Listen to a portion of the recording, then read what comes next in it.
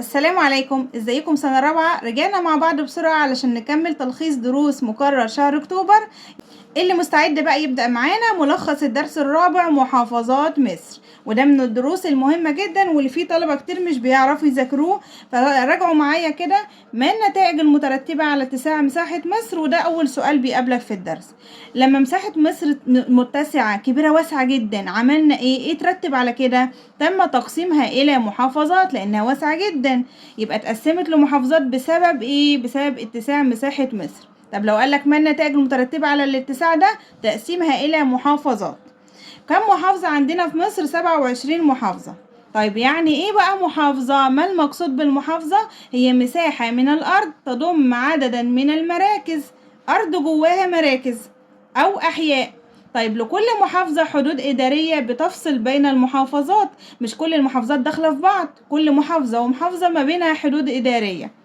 نتكلم بقى عن المحافظات ونراجعهم مع بعض. اكيد طبعا مع المذاكره انتوا حفظتوا عدد كبير من المحافظات، فنراجعهم بقى تاني كده مع بعض. عندي محافظات الوجه البحري، ودي عندي طبعا القاهرة عاصمة مصر، وعندي الشرقية والغربية والمنوفية والقليوبية والإسكندرية والدقهلية والإسماعيلية. احفظ كل اللي أنا قلتهم دول كده نفس الوزن، يعني أقرهم ياء وتاء مربوطة، فاربطهم ببعض إن دول كلهم وجه بحري. وعندي السويس وعندي دمياط وعندي بورسعيد وكفر الشيخ والبحيرة. طيب عندي كمان محافظات الوجه القبلي اللي هو بقى في الجنوب، عندي بنبدأ من الجيزة والفيوم فوق، بعدهم بقى انزل لتحت كده المنيا وقنا واسيوط والاقصر بني سويف وسوهاج واسوان. كمان محافظات الحدود الصحراوية، ودول 5 محافظات في الحدود، اسمهم الوادي الجديد والبحر الأحمر وجنوب سيناء وشمال سيناء ومطروح. تعالوا بقى نكمل. ما المقصود بمحافظات الحدود الصحراوية اللي هم ال5؟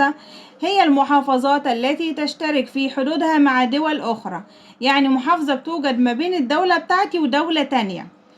كمان عندي أكبر محافظة مصرية هي محافظة الوادي الجديد، وأصغر محافظة في مصر هي محافظة دمياط.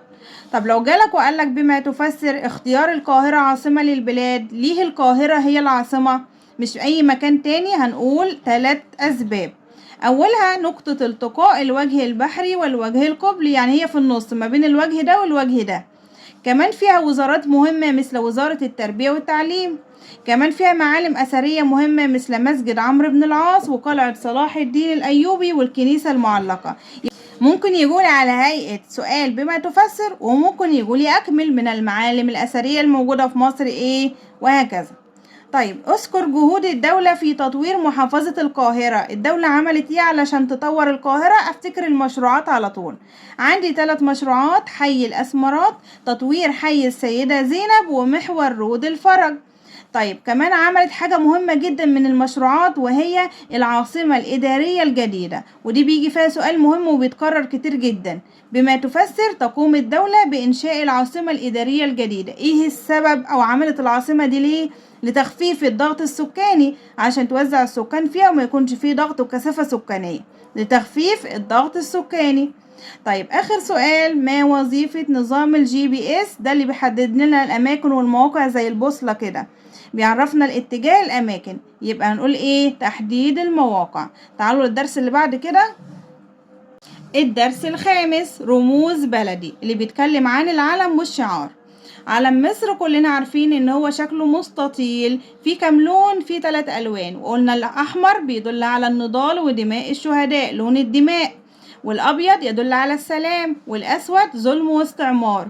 طيب للنسر بقى اللي هو موجود في وسط العلم، لونه اصفر ذهبي، مأخوذ عن صلاح الدين الايوبي وبيعبر عن قوة مصر. ما المقصود بالعلم؟ هو رمز لكل بلد يعبر عن تاريخها. أماكن وجود العلم، أنا بحط العلم فين؟ في الوزارات، وسائل النقل الدولية، المواقع السياحية، المؤتمرات، وهكذا. طيب مظاهر احترام العلم، أنا بعمل إيه علشان أحترم العلم؟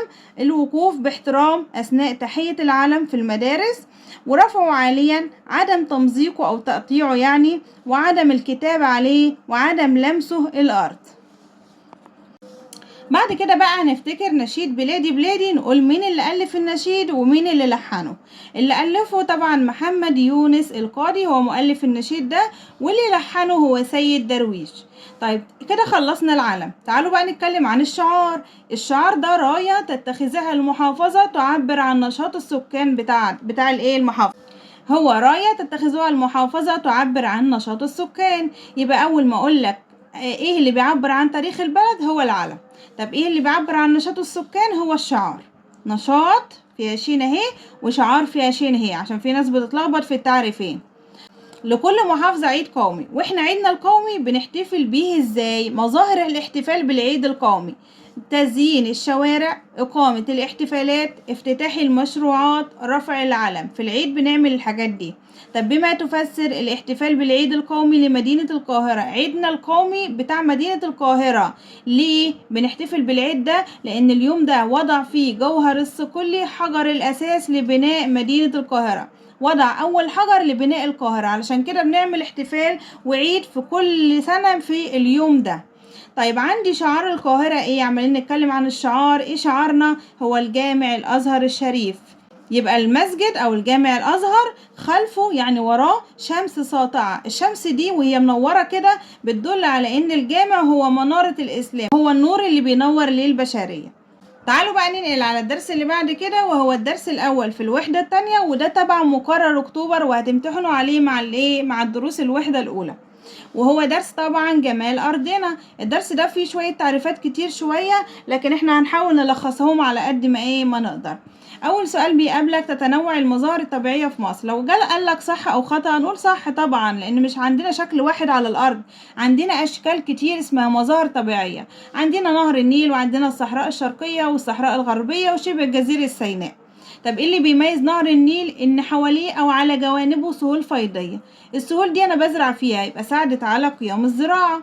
طب بالنسبة للصحراء الشرقية، اكتر حاجة بتميزها ان هي فيها صخور صلبة وجبال شاهقة، والسؤال ده بيجي كتير جدا. او بتتميز بايه الصحراء الشرقية؟ طبعا الصحراء فيها حاجات كتير جدا، لكن اللي بيميزها يعني الطاغي عليها الاكتر فيها الصخور الصلبة والجبال الشاهقة او العالية. أما شبه جزيرة سيناء فاسمها أرض الفيروز، ودي بتقع بين خليج العقبة وخليج السويس. الصحراء الغربية بقى صحراء زي الصحراء الشرقية، لكن اللي بيميزها أكتر أو اللي فيها أكتر الرمال والمنخفضات. إنما في الصحراء الشرقية الجبال والصخور، الصحراء الغربية رمال ومنخفضات. تختلف ألوان خريطة مستويات السطح، يعني كل مستوى سواء عالي أو منخفض أو هكذا بيختلف اللون بتاعه على حسب الارتفاع بتاعه. يعني اللون البني بيتلون بيه الجبال والهضاب على الخريطة، واللون الأخضر بيدل على المنخفضات، واللون الأزرق بيدل على البحار والأنهار. طب تعالوا كده ناخد واحدة واحدة، نبدأ بالأراضي المرتفعة. والأراضي المرتفعة هم 3: الجبل والتل والهضبة.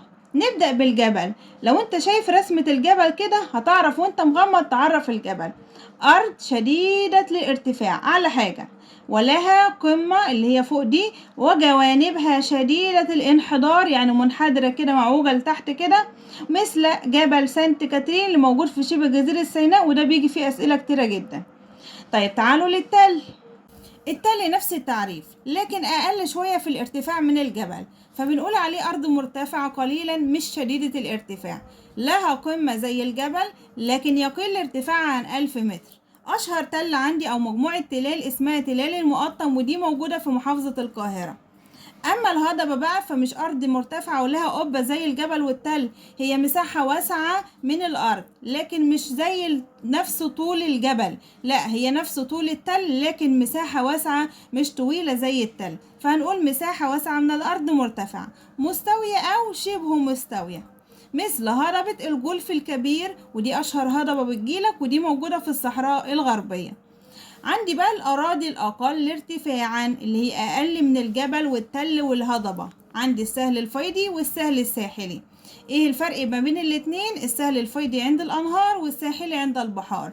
فهنقول السهل الفيضي مساحة من الأرض مستوية قليلة الارتفاع مثل جوانب الأنهار. أما السهل الساحلي فمساحة من الأرض مستوية قليلة الارتفاع نفس التعريف، لكن هنا سواحل البحار مش جوانب الأنهار. اما بقى المنخفض فهو ارض منخفضة، من اسمه منخفض يبقى اكيد ارض منخفضة عن مستوى سطح البحر، مثل منخفض القطارة، وده موجود في الصحراء الغربية في الشمال. اما بقى التعريف اللي بعد كده وهو الجزيرة، والجزيرة هي ارض تحيط بها المياه من جميع الجهات، يعني هي يابس جوه المية، مثل جزيرة شدوان ودي في البحر الاحمر.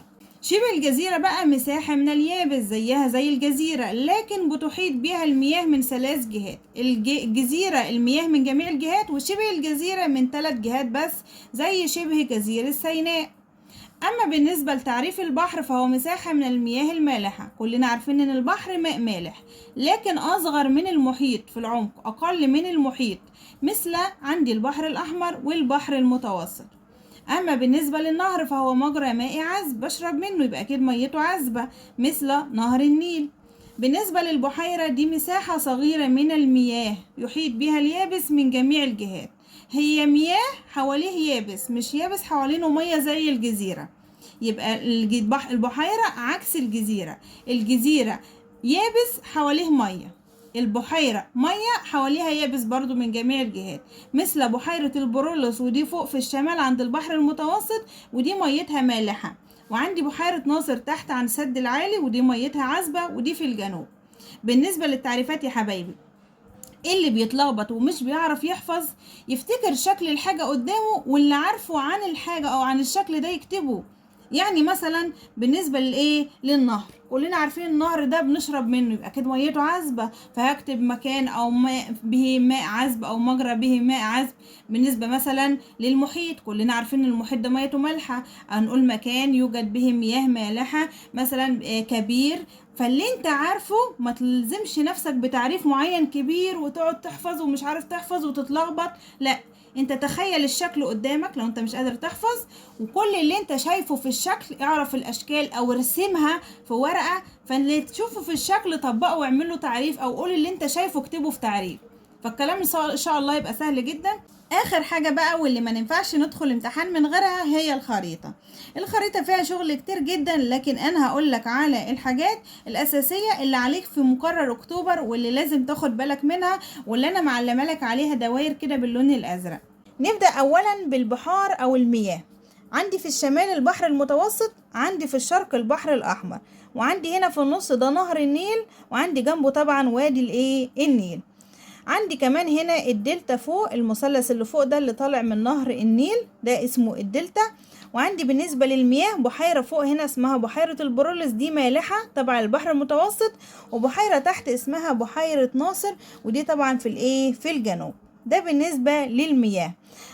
كمان في المياه عندي خليج العقبة اهو طالع من البحر الأحمر، وعندي هنا في الجنب ده خليج السويس وطالع منه قناة السويس. ده كل المياه الموجودة على الخريطة.